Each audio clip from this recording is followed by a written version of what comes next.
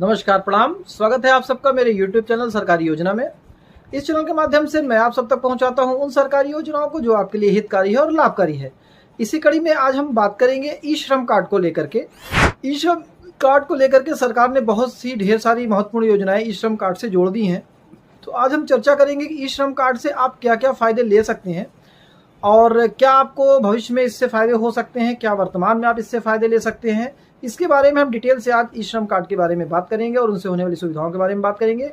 हम जानेंगे कि कैसे आप इससे 3,000 रुपया हर महीने प्राप्त कर सकते हैं, कैसे आप इससे राशन कार्ड बनवा सकते हैं, कैसे आप इससे जो है विधवा वृद्धा पेंशन बनवा सकते हैं और क्या क्या फ़ायदे आप इस ई श्रम कार्ड के माध्यम से ले सकते हैं।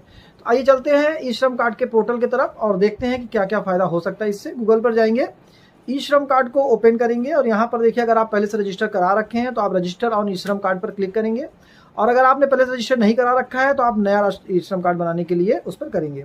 उसके नीचे देखिए लिखा हुआ है for pension of ₹3,000 per month register on मानधन.in। मानधन योजना वो है जिसमें आप थोड़ा थोड़ा पैसा जमा करेंगे और जितना पैसा आप जमा करेंगे उतना ही पैसा सरकार भी उस पर जमा करेगी और 60 वर्ष की आयु के बाद आप उसको 3,000 रुपये हर महीने के रूप में आप इसको ले सकते हैं।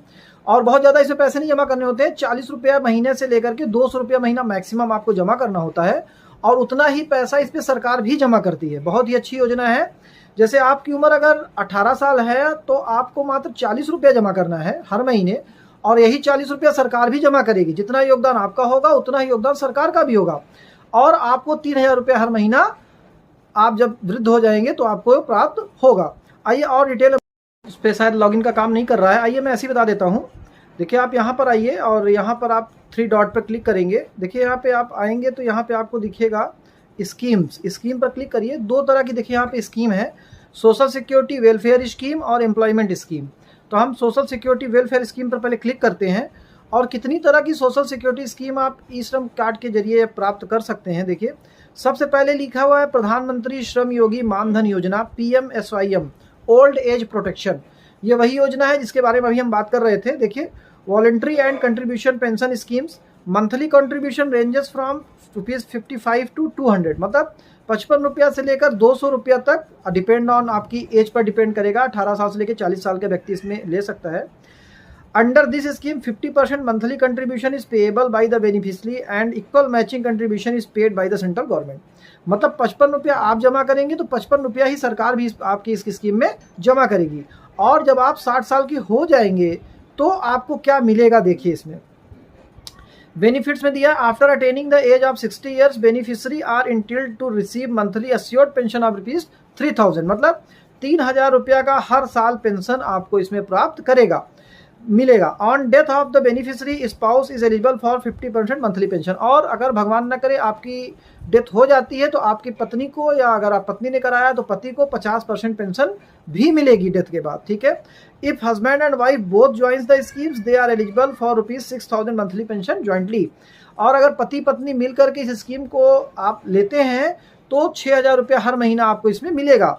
कितनी अच्छी स्कीम है। आपको सिर्फ 55 110 रुपया, अगर आपकी शादी हो गई है तो हर महीने 110 रुपया केवल जमा करना है और 60 साल की एज में आपको 3 दूनी 6,000 रुपया हर महीना मिलेगा। भाई साहब बहुत ही अच्छी स्कीम है सरकार की ये।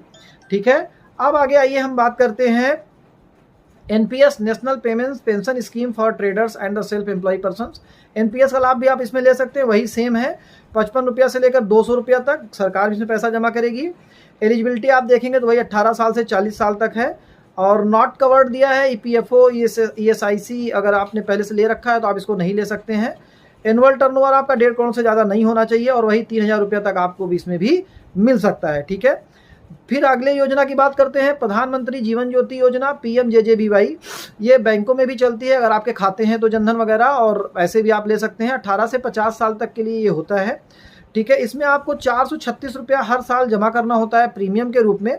और अगर आपकी डेथ हो जाती है किसी भी तरीके से 50 साल के अंदर, मतलब जैसे मान लीजिए अगर 20 साल का व्यक्ति या 25 साल का व्यक्ति किसी ने लिया है और 5 साल के बाद अगर उसकी डेथ हो जाती है, ऊपर वाला ना करे किसी भी तरीके से, तो सरकार की तरफ से 2 लाख रुपया का ये सहायता राशि आपको दी जाती है।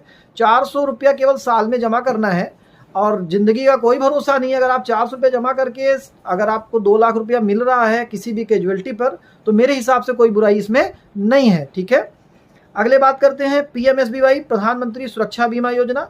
इसमें आपको मात्र 20 रुपया जमा करना होता है साल का, और अगर आपका एक्सीडेंटली किसी भी तरीके से आप इंजर्ड हो जाते हैं, आपका हाथ पैर कट जाता है, आप अपंग हो जाते हैं, तो या आपकी डेथ हो जाती है, तो आपको और आपके परिवार को 2 लाख रुपया इसमें भी सरकार की तरफ से सहायता राशि दी जाती है। जनधन खातों पर भी ये सुविधा उपलब्ध है और आप इस सुविधा का लाभ ले सकते हैं। अटल पेंशन योजना, ये भी मानधन योजना की ही तरह है। ठीक है, इसमें भी आप जो है 1,000 रुपये से लेकर 5,000 रुपये तक की पेंशन प्राप्त कर सकते हैं। 18 से 40 साल तक की एज इसमें होनी चाहिए, और इसमें भी जो है राशि अलग अलग है, 40 रुपये से लेकर के 210 रुपये तक जो है वो स्कीम के हिसाब से आप दे सकते हैं। आगे देखिए PDS, जो ये PDS नई वाली जो आई है स्कीम, इसमें कि राशन कार्ड के तहत ई श्रम कार्ड वालों को भी जोड़ा जाएगा। तो should be an Indian citizen, family below poverty, मतलब गरीबी रेखा के नीचे जीवन यापन करना चाहिए, 15 साल की एज होनी चाहिए। तो इसमें भी आपको 35 किलोग्राम तक का राशन प्राप्त हो सकता है, जिसमें 15 किलोग्राम फूड ग्रेन होगा मंथली बेसिस पे, और अदर चीज़ें जो होंगी।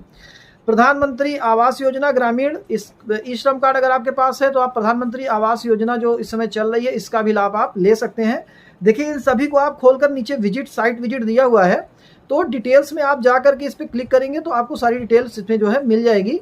अगर आपको डिटेल्स में जानकारी चाहिए तो आप कमेंट जरूर करिएगा, मैं डिटेल्स में भी वीडियो बना करके आपको दूंगा। अभी तो मैं सिर्फ ब्रीफ दे रहा हूँ कि ई श्रम कार्ड से आप क्या क्या फ़ायदे ले सकते हैं, जिसकी जानकारी अभी तक लोगों को नहीं है। देखिए अगला ओल्ड एज प्रोटेक्शन, जो पेंशन दी जाती है आपको, इसमें भी आपको 3,000 रुपया, 1,000 से 3,000 रुपया तक जो है कंट्रीब्यूशन इसमें जो है स्टेट्स गवर्नमेंट करती है, और 3 से 500 रुपये तक जो है अलग अलग सेंट्रल गवर्नमेंट इसमें स्कीम में जो है कवर करती है। 1,000 से लेकर 3,000 रुपये तक पेंशन इसमें हर महीने मिलता है, जिसकी उम्र 60 साल की हो गई है। आयुष्मान भारत योजना, आयुष्मान भारत योजना जो चल रही है श्रम कार्ड वालों को वो भी प्राप्त होगा। हालांकि अभी श्रम कार्ड वालों को उसमें जोड़ा नहीं गया है, लेकिन अप्रवासी मजदूर और संगठित मजदूर उसमें जोड़े जा रहे हैं। धीरे धीरे करके लिस्ट में इनका भी नाम आना शुरू हो जाएगा। और तमाम स्कीमें हैं, देखिए प्रधानमंत्री किसान मानधन योजना, नेशनल सफाई कर्मचारी फाइनेंस एंड डेवलपमेंट कॉर्पोरेशन। ठीक है, इस तरह की ढेर सारी योजनाएं हैं, आप इसको देखिए नीचे करते जाएंगे तो इन सारी योजनाओं को, सोशल सिक्योरिटी जो स्कीम्स हैं, आप ई श्रम कार्ड के जरिए प्राप्त कर सकते हैं। दूसरी स्कीम की अगर हम बात करें एम्प्लॉयमेंट स्कीम, तो एम्प्लॉयमेंट स्कीम के तहत आप नरेगा में इससे जॉब ले सकते हैं काम करने के लिए। दीनदयाल उपाध्याय ग्रामीण कौशल योजना DDU JKY जो होता है, इसमें भी आप अगर एडमिशन लेना चाहते हैं तो इसके तहत जो तमाम प्रोग्राम कोर्सेज जो चलते हैं उसमें आप एडमिशन लेकर के अपने बच्चों को पढ़ा सकते हैं, पढ़ाई करवा सकते हैं। गरीब कल्याण रोजगार योजना के तहत आप इससे जो है लाभ ले सकते हैं। दीनदयाल उपाध्याय अंत्योदय योजना के तहत आप इससे लाभ ले सकते हैं। PM स्वनिधि, जो इसके तहत आप लोग को जो है 10,000 रुपये तक लोन जो है दिया जाता है। अभी आप लोगों ने सुना होगा कि हर बैंकों में ठेला रेडी लगाने वाले या दुकानदार छोटे मोटे जो उनको 10,000 रुपये तक सरकारी सहायता दी जा रही थी, वो भी इस स्कीम के तहत जो है चल रही है। प्रधानमंत्री कौशल विकास योजना के अंतर्गत आप जो है एडमिशन करा सकते हैं। अगर आप 10th पास 12th पास आपके बच्चे हैं, स्टूडेंट हैं, तो एडमिशन लेकर के इसका फ़ायदा ले सकते हैं। इसी तरह से देखिए ढेर सारी योजनाएं हैं जो ई श्रम कार्ड